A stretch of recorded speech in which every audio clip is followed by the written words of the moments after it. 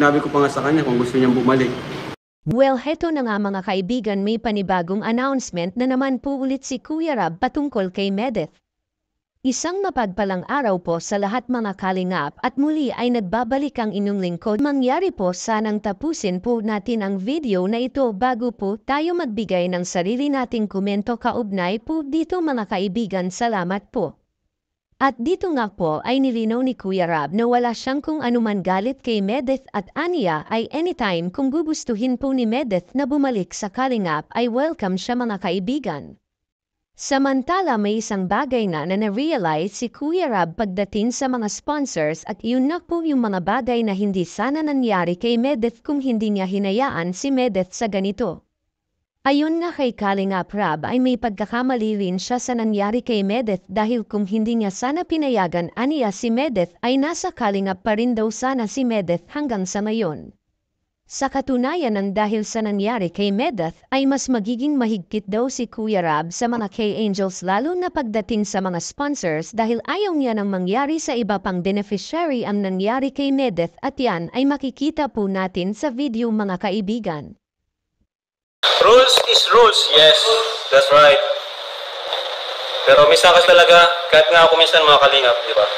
Kilala niyo ako, kilala niyo si Kuya Bal, siguro ito rin yung minana ko sa kanya, yung pagkaroon malawak at pag-unawa baga, at konsiderasyon.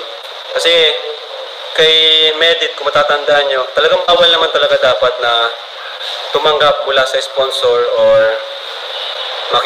magkaroon ng personal attach. Diba?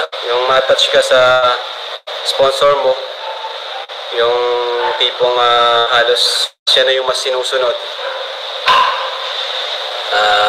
Yun, kadalasan pagiging pagkaroon ng malawak na pag-unawa. Minsan, pinapayagan natin. Pero mali naman talaga yun. Dapat rules is rules talaga. Kaya ano nangyari yun? Pinayagan ko pa rin siya na, sige, lang, manggap ka sa kanya. Basta report mo lang sa akin. Kaso minsan kasi doon tayo na papahamak, lalo kung di natin kayang i-handle. Di natin kayang i-handle yung pera. Kaya at minsan di tayo nabibless kasi ibig sabihin hindi pa tayo ready na umawak ng pera, minsan yan yung kapapahamak pa natin. Kaya yun po yung nangyari doon sa isang Kalingap Angel, di ba, na talagang naging maluwag talaga ako. Naging maluwag ako sa kanya. Which is dapat talaga sundin yung rules. No. Akala ko kasi kaya niya. Akala ko kaya niya na hindi siya madadala sa mga sponsor. Diba? Pero yun, nagpadala siya. Pero wala naman problema sa akin yun. At okay naman kami, nagpaalam siya ng maayos. So, di ako galit sa kanya. No. Walang sa akin yun. Kasi wala rin naman siyang sinabing masama sa akin. At wala rin naman akong sa kanya. Sabi ko pa nga nung una, sinabi ko pa nga sa kanya kung gusto niyang bumalik, ay pa rin siya, diba? Welcome pa rin siya. Gusto niyang bumalik sa kanina.